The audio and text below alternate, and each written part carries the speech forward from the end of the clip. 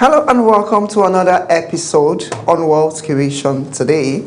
And I'm so excited to be your host today. I am Ambassador Tina Kenechho. Today we explore another very powerful and transformative topic today. And we're going to be having a transformative conversation today. Now, it might interest you to know that wealth creation, from different aspects and angle. To a lot of people, wealth creation means different things. It's not just about when money is exchanging hands. There's different school of thought to creating wealth. Some people also believe that when you're doing something that constantly adds value, you're creating wealth. Other people also believe that, when you are doing something that add value to people's life, you're automatically creating wealth, things that create sustainable impact.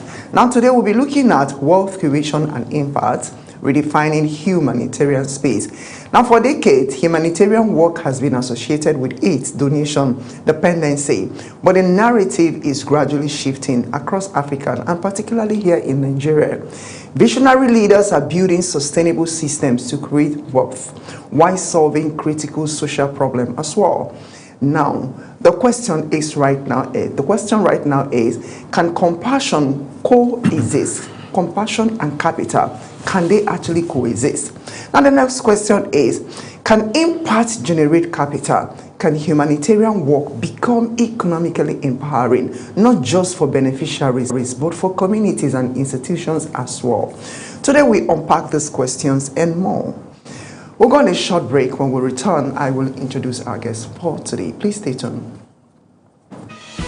Wealth Creation is a 30-minute inspirational, business-focused television program that empowers viewers with practical ideas on how to build sustainable wealth. You can be a very high income earner and still be broke, but you can be a low income earner and be able to create wealth. We've ignored what it takes to actually create wealth. We have things that if they are massive, documented and harnessed, it generates a lot of money to Nigeria. The show features engaging discussion with entrepreneurs, investors, professionals, and industry leaders who share real-life success stories and financial strategies and income-generating opportunities for everyone.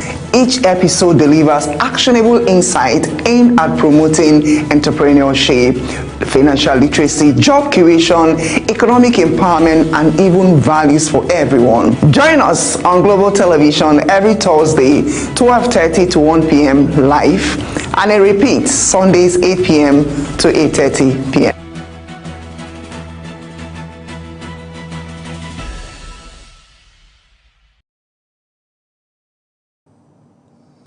You're welcome back. Our guest for today is Honorable Engineer Olufemi James Ura. He is the Executive Director, Rosette Humanitarian Medics. Honorable Olufemi James is also the Chief Operating Officer of JN2T Oil and Gas Industry. So today, we're super excited to have him on the show. Honorable Femi, it's a pleasure to have you on the show today. You're welcome. Thank you for having me here. You're welcome, sir. All right, so today we're discussing a topic, an interesting topic that talks about wealth creation and impact and how we can actually redefine this in the humanitarian space. And then you are the Chief Executive, the Executive Director of Rosette Humanitarian Services. And Rosette Humanitarian Services, of course, you people are into a lot of humanitarian work and all of that. So the essence of this is that we want to make our audience to understand how do we balance this thing. It's not just about giving an arms, donations and all of that. And at the end of the day, we realize that we're building a team of people that are solely dependent, people who don't know what it means to work and make money, because they believe that here and then people are coming to bring aid and donation and all of that. Now, being core in the forefront of humanitarian services, how do we balance all of this thing? And to start on this show today, I'd like you to give us a vivid explanation in a layman's understanding. Well, what do we really mean by wealth creation and impact? And how do we redefine all of this thing in the humanitarian space? Yes, sir. Thank you. You're welcome. Right. Talking about humanitarian services, we have to look at it from the point of view that we are shifting Yeah. from charity to Yeah. capacity. Traditionally, people look at humanitarian services as just giving reliefs, giving aids, and palliatives, just like what happened during the era of the COVID. last pandemic. Pandemic, yeah. Now, redefining the space, we look at actually capacity, giving communities sustainability, having communities to be able to actually generate income from the relief that's been given in terms of the capacity, and also not just giving the relief, also making sure that the impact is sustainable over the course of time, not just that moment.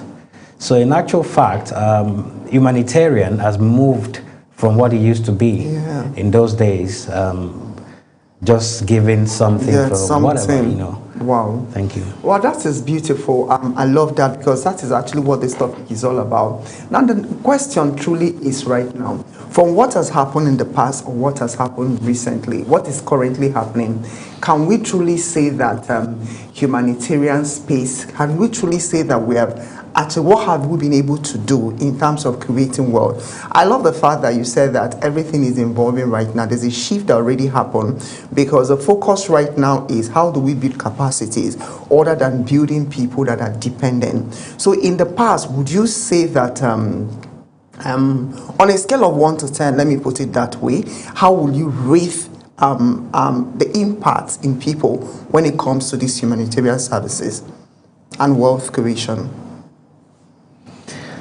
Right. It means designing intervention that actually has economic value.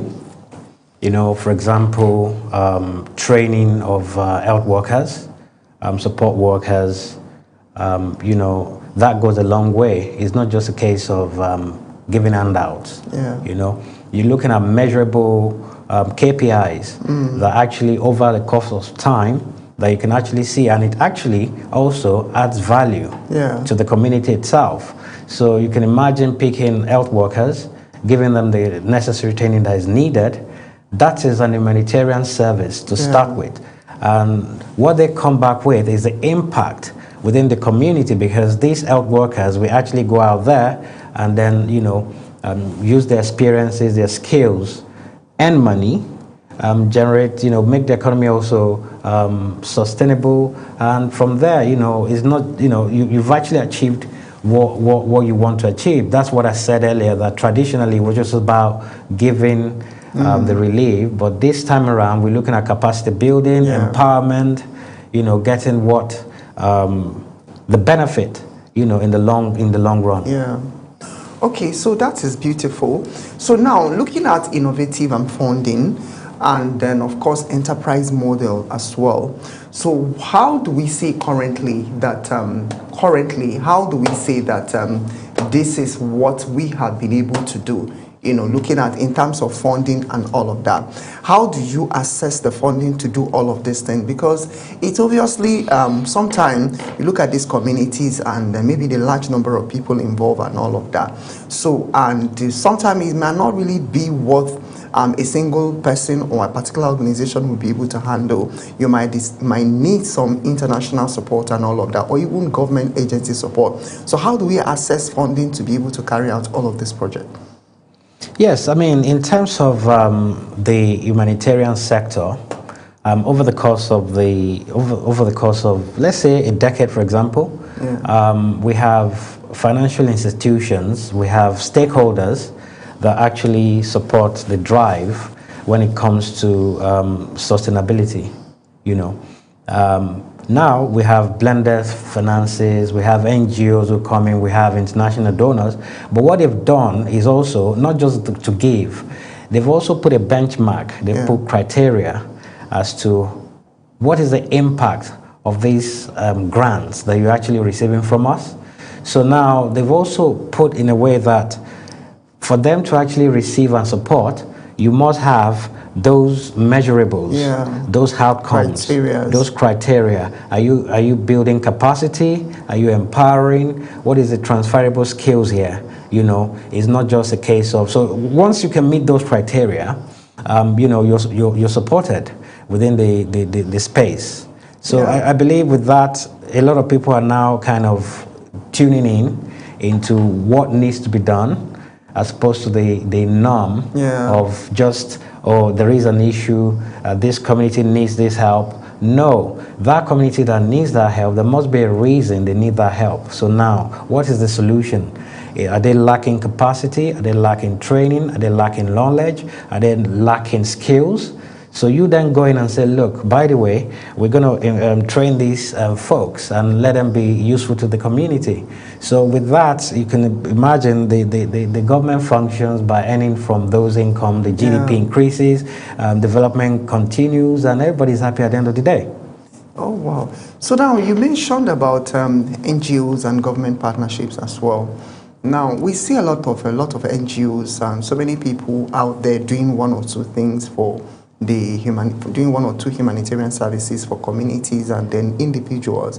But the major problem I foresee is the fact that I'm not sure we have a proper documentation of all of these things. How do we checkmate this thing? Because you mentioned feedback. Feedback is very important, and follow up as well. What are the follow-up strategies? Because it's easier to say you're going into a community, you want to empower 1,000 youth, you want to actually create sustainable wealth, or maybe you have avenues that they can start generating income on their own.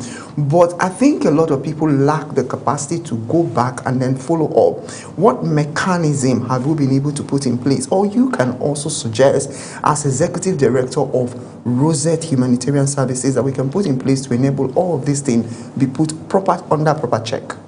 Thank you. So basically, going back to it, you know, like I said, the blended finance, the NGOs, as you like, even the government, and if you're going into private-public partnership as well, the belt has been tightened. So by saying so, we go for a data drive. So feasibility is actually being conducted. In this day and age, you have records of what the case might be, you know, and stuff like that. So you know exactly where you're going. So I think the first thing is the data drive. So once the data has been put together, you can now have measurables. So you now know that what we're going to do here is it viable? How do we calculate and measure the returns on the humanitarian support that's been given? So when those records are there, those data are there, then whoever wants to kind of come in and say, look, let's assist or support rather, we know that, okay, the KPIs are there, the measurables are there, and this is what needs to be done, and this is what is going to happen over time, in terms of just now, you know. Yes, you know. I also think that the need for monitoring and evaluation unit is also very important and very key. And then having people with the right knowledge and then understanding on how to also capture this data and then, of course, document them, because they're very important and as well.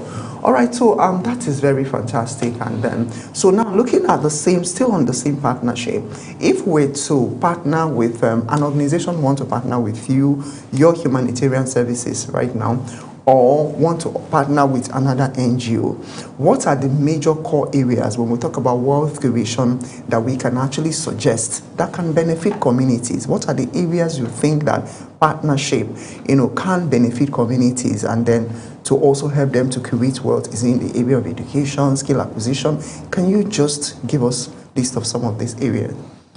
Thank you. Well, first and foremost, I think the first area to look at is looking at the skill acquisition. Because we have a lot of, for example, in the health sector, we have a lot of health workers, let's say nurses, care assistants, support workers, and that need the upgrade to their career. They're not that exposed. They're still, you know, they need that push. So now, once that's been done, you know, you train them to be in tune with what the current norm is. Then we look at infrastructure, medical infrastructure. Do we have obsolete equipment? I mean, what do we do? So when we're now talking in terms of partnership with the relevant agencies or bodies, then of course we now look at what we're going to improve on in terms of equipment, medical equipment, for example. Then it's not just that. Once those skill acquisition has been obtained, the infrastructure has been put in place, of course, again, you need to have the right management team, the right managers to make sure that the skills, the infrastructure, everything becomes sustainable at the end of the day, so that that investment has not just been put down the drain. So I think with that, we now look at the impact over time. It's not just for the immediate, and there must be constant orientation as well. And what we're saying again, it's the humanitarian set of things that are we creating wealth here. Now, by increasing the skills acquisition, that's obviously going to generate an income for the community, because that individual will be out there making money, earning some pay, and likewise, you know, it's a domino effect. Once the individual is getting paid, the government is making money, the community is thriving, and it just goes round and round. So there's wealth being created there, and also the supply of equipment as well. There is, you know, it's a chain, it's a supply chain.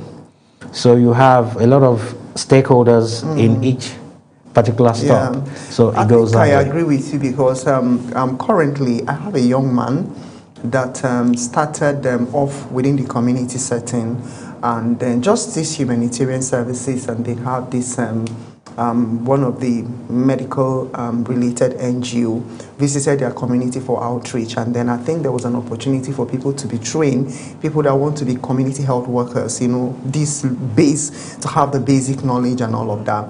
And then this young man, long story short, he was able to engage himself in that training. And then with that little certification, he was able to get a job in the hospital as a support worker, like you mentioned. And then from the support worker, he works as a support worker for like 10 years.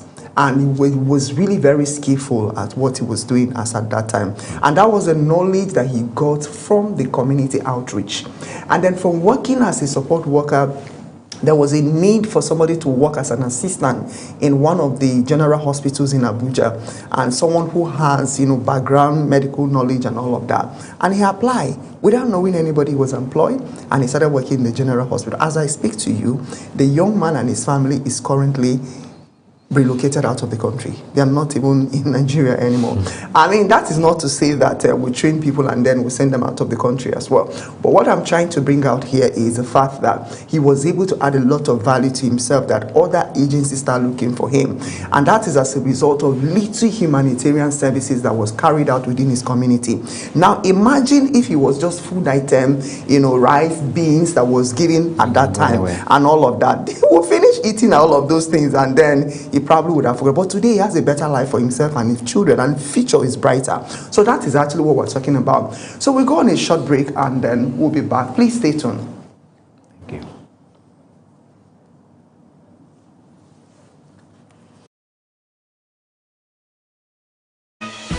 World Creation is a 30 minutes inspirational business-focused television program that empowers viewers with practical ideas on how to build sustainable wealth. You can be a very high income earner and still be broke, but you can be a low income earner and be able to create wealth. We've ignored what it takes to actually create wealth. We have things that if they are properly documented and harnessed, it generates a lot of money to Nigeria. The show features engaging discussion with entrepreneurs, investors, professionals, and industry leaders who share real-life success stories and financial strategies and income-generating opportunities for everyone. Each episode delivers actionable insight aimed at promoting entrepreneurship, financial literacy, job creation, economic empowerment, and even values for everyone. Join us on Global Television every Thursday, 12:30 to 1 p.m. live, and a repeat Sundays, 8 p.m. to 8:30 p.m.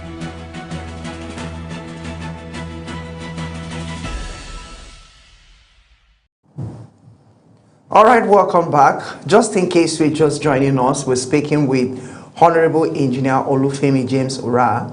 He is the Executive Director of Rosette Humanitarian Medics, and he is also the Chief Operating Officer of JN2T Oil Services. So you're welcome to the show. Please pay attention. I mean, this young man is giving an amazing value here. Thank you so much, Honorable, once again for being with us here in the studio. Thank you. I mean, we're tapping from your huge wealth of knowledge and experience.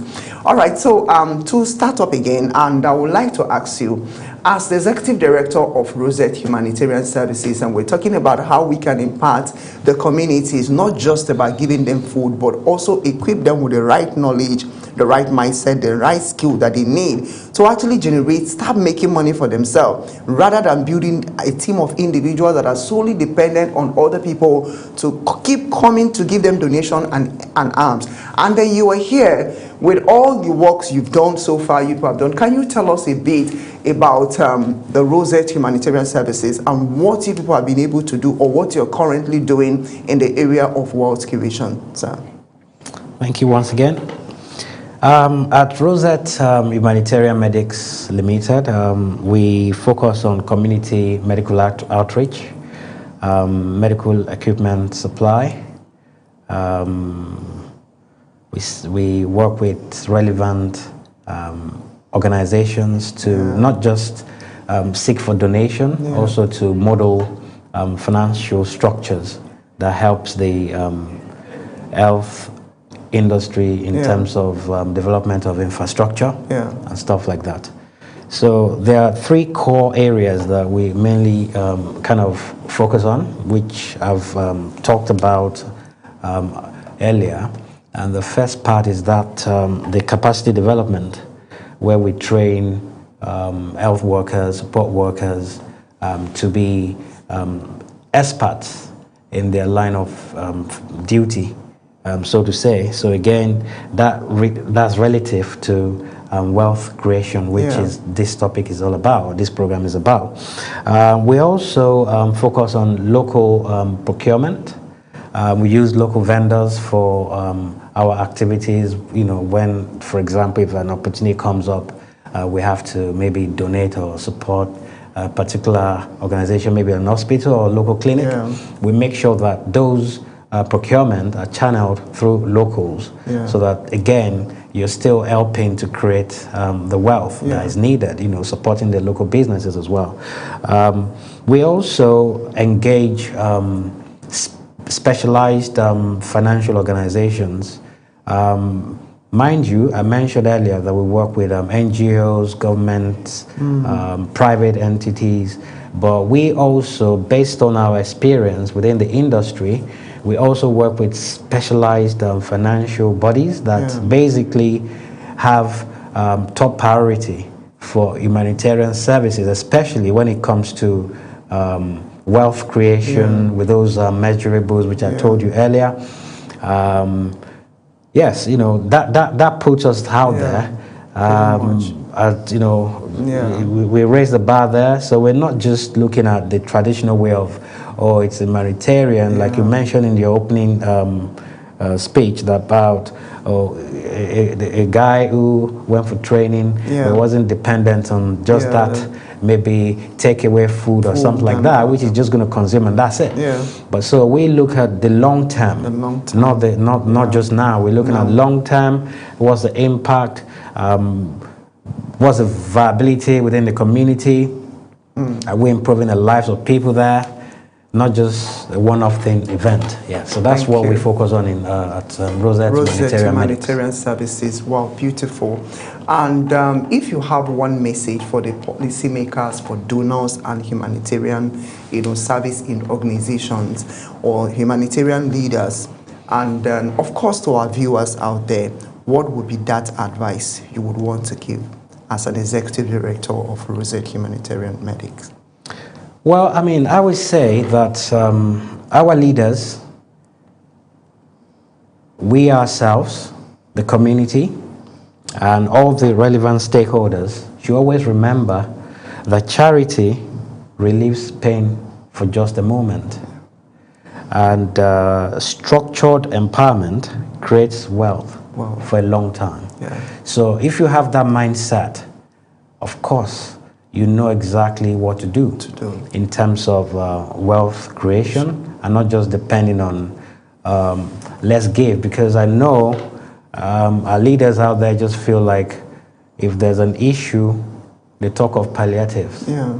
And when they talk of palliative, they're talking about that instant relief. Yeah, instant relief. They're not looking at what can we do in the long think outside the box, what can we do in the long run to actually help these, our followers, what we can do to help the community. So, like I mentioned earlier, so what we do at Rosette Humanitarian Medics is to look at all the semantics that leads to the why, and then provide solution that is long term. Wow. So as we wrap up this show today, do you have an upcoming program that you would want the viewers to benefit? Maybe probably like as a giveaway or something as we take our leave. Yeah, sure. We're currently, we have a program coming up in July of this year, on the 8th of July to the 10th of July. That have to do with empowerment, capacity building, wealth creation. Yeah, it's called All African Nursing Medical. Yeah, but are people going to be empowered? Will they get like free trainings, capacity building, and all of that? Okay, let me just give a summary of what the Expo is about. Now, the Expo is about empowering nurses. Okay, because of time, we might not be able to take full. 7,500 nurses attending the Expo in Abuja. Empowering nurses. Empowering African nurses, 100 nurses from each African country, 50 nurses from each state in Nigeria, including the FCT. And these are free training, certified worldwide, so that adds to the continuous professional development of each person. So and this is not restricted to nurses alone. If you're in the health industry, you're a support worker, you can also come through. Or you want to actually build something around that area, just like the young man I mentioned, you can actually be part of it, right? Yes. All right. So it's a great program. Look out for it. If you just put Nursing Expo Abuja 2026, that should come up on Google. Wow. And you can register for free. Thank you so much. Thank you so much, Honorable Olufemi. I mean, you can see that our time is already fast spent. Thank you so much. It's been an amazing time speaking with him. Wow, this is really very beautiful. Today's conversation reminds us that wealth is not just about accumulation of money or physical wealth. It is about value creation. Impact is not just about intervention, it's also about sustainability. The honest truth is that the future of humanitarian space lies in innovation, accountability, and bold leadership. When compassion meets strategy and purpose meets structure, of course, definitely, transformation becomes inevitable. So thank you for watching us. Thank you for joining us today on this very important dialogue. I'm your host, Ambassador Tina Kenechukwu. Let's continue redefining wealth and rewriting the impact. Keep watching Wealth Creation, and bye for now. Thank you.